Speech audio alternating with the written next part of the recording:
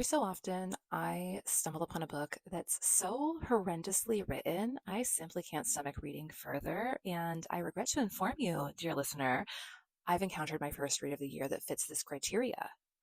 First, let me walk you through the general premise because I DNF'd at 25%. Cameron has been living with her dead dad's best friend since she was 17. Now, at 21, she's about to graduate from college and move on to bigger and better things. There's just one little tiny problem.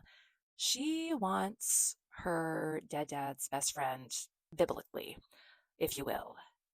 Dead dad's best friend is at least 46 years old. Now, I'm not one to yuck someone else's yum.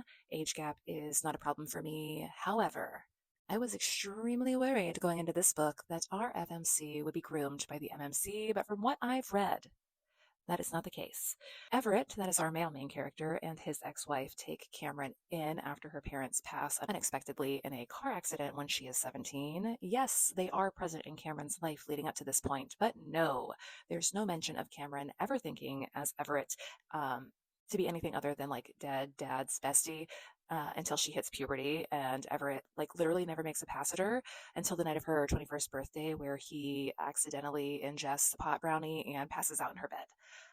I digress because the plot is not the issue here. The issue on the table is the writing. When I tell you that we would get paragraphs and paragraphs and paragraphs of internal monologuing, I am not joking. I knew immediately upon cracking open this book to the first page that it would not be for me, and I really, really did try to persevere.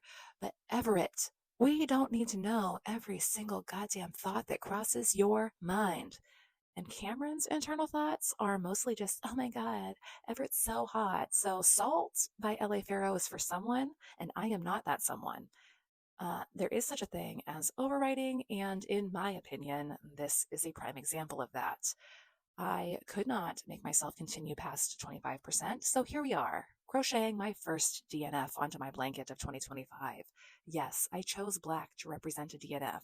I did this mainly because I didn't want it to match the dusty pastel color choices that I chose to make my beautiful, beautiful blanket. I wanted there to be a stark difference and reminder as to why I chose to DNF a book, and I think that black is the perfect representation. Uh, Here's to brighter pastures and more fun pastel books in my future. Here's the blanket now, and don't forget to let me know what you think.